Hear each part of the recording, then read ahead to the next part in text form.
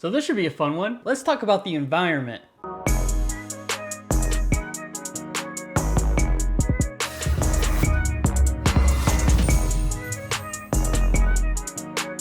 Hey everyone, Troy from flowfreely.com here, and today we're going to talk about the impacts of airlines on the environment. Pretty much the whole reason for me making this video was because recently someone called me out on Instagram and said that by traveling, especially through air, that I was killing the environment. And that comment annoyed me, so I decided to make a video about it, kind of addressing the fact. So let's get right into it. So the first thing I want to say is that technically, yes, flying is bad for the environment. Like practically everything else. On a yearly basis, the aviation's department contributes about 2% of the global emissions, 2% of the 13% that encapsulates all of transportation. So already, on the grand scheme of things, not that big of a carbon footprint. But like I said, technically that still is a carbon footprint, so technically they do hurt the environment. However, it's not as bad as most other things like factories or daily commutes to work. So, should you stop using planes? No. No one should stop using planes because it's bad for the environment. Or they're trying to prove a point or something like that because it seems to me as if they're more fuel efficient and CO2 efficient than driving is. Because there's been a steady rise of people flying in the last few years. I mean, 2016, it was what? Almost 4 billion passengers? You take those 4 billion people, if they're flying domestically, then they're just gonna end up driving. And so you might save that 2% of emissions on flying, but you're probably just gonna contribute even more percentage of emissions by having everyone drive everywhere. And yes, you can take a bus or a train or even a passenger ship. And I'm sure if we went that route, similar emissions levels are going to be produced. And then on top of that, you got all the added deaths. I mean, driving is one of the most dangerous things you can do. And now you're adding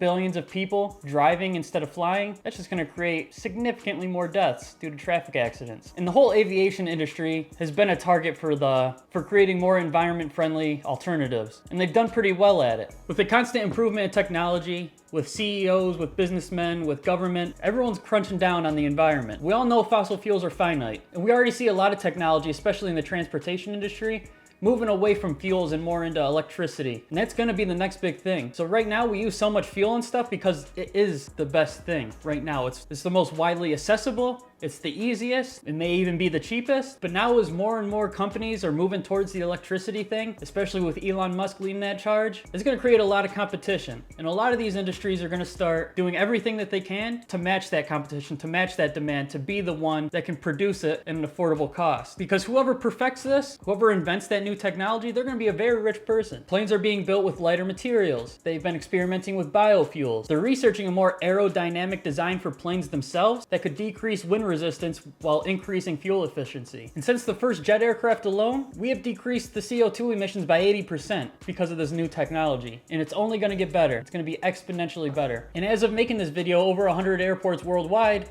have already instituted solar panels to power the airport itself. Because airports take up a lot of power. A lot of power. The same power as a small city. And they're also dumping a lot of research into the actual taxi itself and developing systems so that they can use the wind in their favor. They found that using the wind and using these flexible navigation methods have saved 1.4 tons of CO2 emissions per flight. And they're also looking into a more steadfast approach to reaching maximum altitude. Instead of a slow and steady ascent and descent, they're looking into potentially a fast ascent, leveling off for a while, and then descending. Because the planes themselves are the most fuel efficient when they're at that peak altitude. And so they can save a ton of emissions just by that. Not even having to alter the plane themselves. But when you combine that with the altered plane, the lighter materials, the better fuel, the more efficient engines, we're gonna see even greater cuts in CO2 emissions as the years progress. And that's not taking into account NASA's plan. They currently have that blended wing body plane under development with plans to hopefully release it commercially by 2035. Some of the benefits, because of its aerodynamic design, 27% less fuel burned, 15% weight reduction, 20% higher lift to drag ratio, and 27% less thrust required. And the thing looks sweet. It looks so cool, at least the early designs of it. So overall, yes, technically planes are bad for the environment. The aviation industry is bad for the environment, but it's not nearly as bad for the environment as various other industries.